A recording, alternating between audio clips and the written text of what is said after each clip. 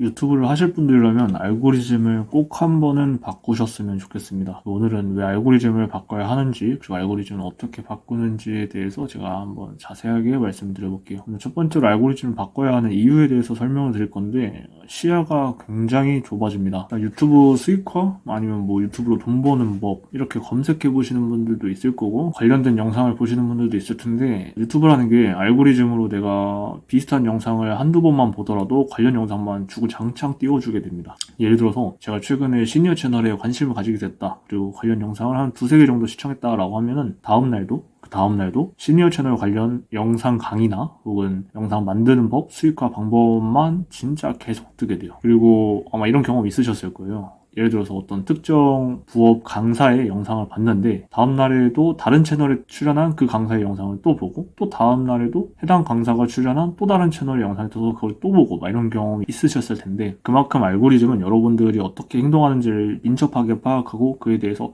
발빠르게 대응하고 있어서 여러분들이 알고리즘을 의도적으로 바꾸지 않으면 여러분의 시야는 굉장히 좁아지게 될 겁니다. 그렇게 되면 사실 수익화 방법만 하더라도 너무나도 다양한 방법이 있는데, 그런 거를 다 알아보기도 전에 여러분들은 결정을 내리게 되겠죠. 근데 유튜브 강의 시장이라든지 전자책 판매 가격이 진짜 제가 깜짝 놀랐던 게, 어떤 데서는 전자책 한 권이 막 160만 원 이러더라고요. 그 안에 내용이 막 엄청 대단하거나 막 이런 것도 아니고, 사후 관리가 엄청 잘 돼 있고 이런 것도 아닌데 막 160만 원씩 받아요. 물론 자유경제 시장이니까 얼마에 판매하든 그건 이제 판매자의 자유고, 그거 소비하는 사람도 소비자의 자유이긴 하지만, 제 생각에는 개인적으로 좀 너무 과하다. 그리고 이렇게 알고리즘을 계속해서 바꾸려고 노력하지 않게 되면 여러분들의 시야가 좁아지게 되고, 좁아지다 보면 가격이 비싸더라도 내가 이걸 사야만 할 것 같고, 그런 충동이 느껴서 뜻하지 못한 큰 지출이 나가게 되는데, 그에 대한 리워드는 또 굉장히 적을 수밖에 없다. 그래서 그런 걸 미연에 방지하기 위해서라도 여러분들의 시야를 넓혀야 되니까 알고리즘을 의도적으로 바꾸시는 걸 저는 강력하게 추천드려요. 꼭 유튜브 때문만이 아니더라도 사회, 경제나 시사, 정치 막 이런 거 있잖아요. 이런 것도 본인이 한 가지 영역에 매몰돼서 그런 컨텐츠를 소비하게 되면 그런 내용의 컨텐츠만 더 보여지게 됩니다. 이럴 때 생기는 것 중에 하나가 바로 확증 편향이잖아요. 확증 편향이 강해지게 되면 본인이 생각하고 있는, 혹은 본인이 맞다고 판단하는 그런 주장 역시 사실은 잘못되었다고 결론이 날 수도 있음에도 불구하고, 당장 본인한테 보여지는 컨텐츠들 자체가 한쪽으로만 쏠려있는 그런 내용이다 보니까 잘못된 결론에 도달할 수 있습니다. 제가 경제 쪽에도 관심이 많은데, 경제 관련 컨텐츠를 볼 때도 어쩔 때는 진짜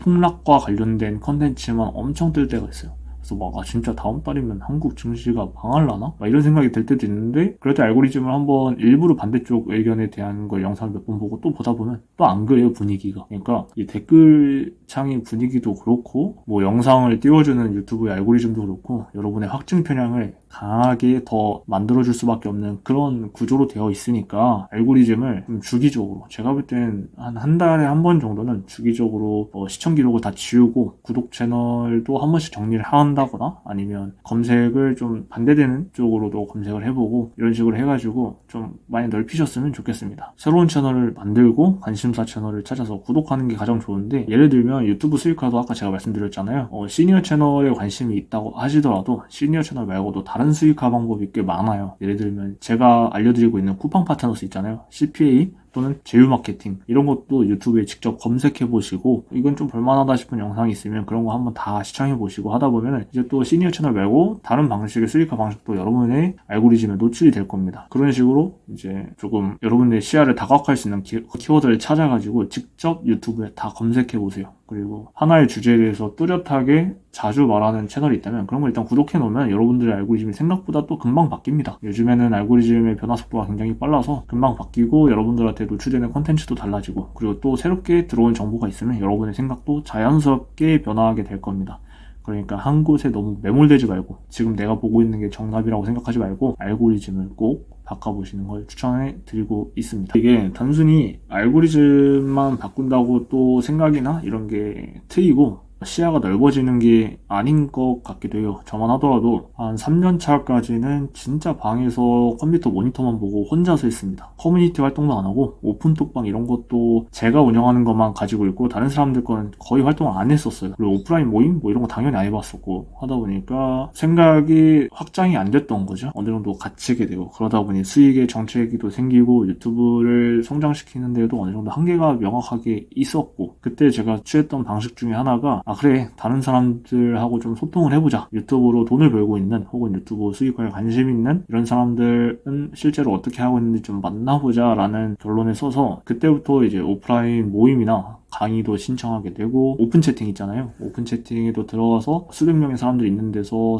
요즘 사람들은 어떤 얘기를 하나 그리고 요즘에 유튜브에 대해서 사람들은 어떤 이야기를 많이 하나 이런 것도 좀 눈으로 많이 보고 네이버 카페로 활성화되어 있는 데도 많아요. 네이버 카페에도 가입해가지고 카페에서는 또 사람들이 어떤 정보를 주고받는지 이런 거 보면서 다른 사람들의 생각과 실제로 현재 일어나고 있는 다른 사람들의 수익화 방식이라든지 수익 결과물을 눈으로 보는 것도 생각을 넓히는 데 도움이 됩니다. 그렇게 하다 보면 수익을 이렇게도 수익을 낼 수 있구나 저렇게도 수익을 낼 수 있구나 이런 식으로 시야가 굉장히 많이 트이고 이게 또 내가 혼자 유튜브 보고 댓글 보고 판단하는 거랑 사람들하고 소통하면서 쌍방으로 의사소통이 이어졌을 때 생각이 바뀌는 거하고는 속도가 다르더라고요. 저도 예전에는 대충 어린 짐작은 하고 있었지만 이게 혼자서 그냥 뇌피셜로 돌리는 것보다 보니까 검증이 안 되잖아요. 근데 이걸 다른 사람들과 소통하고 질문하고 답변을 받고 이런 행위를 하다 보니까 어느 정도 내가 앞으로 해야 될 일에 대한 자신감도 생기고 이렇게 하면 되겠구나 라는 좀 그런 게 있으니까 여러분도 꼭 너무 혼자서만 매몰돼서 일하지 말고 다른 사람들과의 상호 소통을 어느 정도는 가져갔으면 좋겠다라고 생각을 합니다. 그리고 요즘에는 그 커피챗이라고 하잖아요. 그냥 간단하게 카페에서 만나서 커피 한 잔 마시면서 본인들이 관심 있어 하는 내용에 대해서 서로 이야기하고 요즘에는 어떻게 대화하고 있는지 이야기하고 이런 걸 진행하는 분들도 많다고 하더라고요. 근데 저는 아직까지는 너무 내향인이라서 제가 이런 걸 직접 주최한다거나 혹은 다른 사람과 면대면을 만나고 이런 게 조금 불편합니다. 그래서 어떻게 온라인으로 이런 걸 해소할 수 있을까? 그렇다고 오픈 채팅을 만들자니 이게 사람이 10명만 넘어가도 사실 활동하는 사람만 활동하고 이야기 안 하고 눈팅하는 사람은 눈팅만 하더라고요. 그래서 진짜 저 같은 내향인들이 어떻게 하면 이런 상호소통을 조금 원활하게 이뤄가면서 서로 으쌰으쌰 해가지고 유튜브 쪽으로 성장하고 돈을 많이 벌 수 있을까에 대해서 고민하고 있는 단계입니다. 만약에 그게 어느 정도 해소가 되고 하면은 그래도 좀 소외된 사람 없이 저 같은 내향인들도 소통해가면서 발전하는 데 좀 도움이 될 수 있지 않을까라는 게 있으면 제가 꼭 공유해 드릴 테니까 지금 미리 구독해 놓으시고 그런 불편하지 않은 모임이나 이런 걸 주최하게 됐을 때 꼭 참여해 보시기 바랍니다. 마지막으로 수익화에 제한을 두지 마세요. 얼마 전에 게시물로도 업로드해 드렸는데 호방 파트너스 이 단어 자체가 굉장히 부정적입니다. 요즘 한국 사람들한테 제 친구들한테만 들어봐도 호빵 파트너스 그거 막 링크 막 뿌리고 야한 영상에다가 뭐 링크 하나 넣어가지고 막 어그로 끌고 이런 거 아니야. 그러니까 옛날에 그렇게 운영을 했던 분들이 많다 보니까 여전히 그런 내용이 머리에 박혀가지고 그렇게 말씀하시는 분들도 있고 아니면 쿠팡 파트너스가 아예 뭔지도 모르는 분들도 있고 이걸 또 CPA라고 하면은 아예 못 알아듣는 분들도 있고 제휴 마케팅이라고 하면 또 못 알아듣는 사람들도 있고 그리고 또 유튜브로 돈을 벌고 있다고 하면은 다 애드센스 수익만 있는 줄 아는 사람들도 있고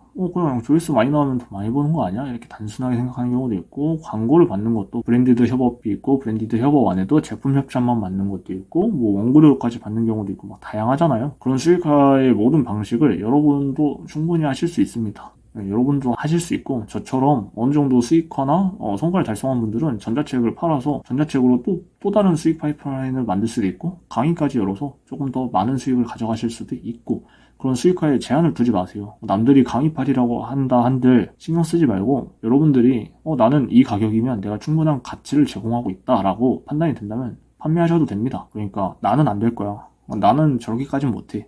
저 사람이니까 저게 됐지. 나는 조회수 수익만 얻으면 괜찮아. 더 필요 없어. 이렇게 스스로 제한을 두지 말고 수익화에 대한 다양한 방법을 찾아보고 그 방법들 중에서 내가 할 수 있는 건 어떤 것들이 있을까 하고 좀 안 될 것 같은 것도 한번 시도는 해보세요. 온라인에서 시도해보는 건 오프라인에서 시도해보는 것만큼 돈이 많이 들지도 않고 리스크가 많이 들지도 않습니다. 하물며 오프라인에서 뭐 가게 하나 매장 하나 차리려고 하면 기본 몇 천만 원부터 시작하잖아요. 근데 온라인으로 실패하면 아무리 비싸봐야 몇백만 원입니다. 사실 몇백만 원도 안 드는 경우가 더 많아요. 저 같은 경우에는 여러 번의 실패를 했지만 시간과 노동은 많이 버렸을지언정 금전적으로 손해를 본 적은 거의 없었습니다. 그러니까 수익화에 제한을 두지 말고 스스로의 제한을 두지 말고 꼭 방법이 무한히 많으니까 여러분들의 상황에 맞는 해결책은 무조건 온라인에 존재하니까 조금 오래 걸리더라도 복잡하더라도 시도는 해보세요.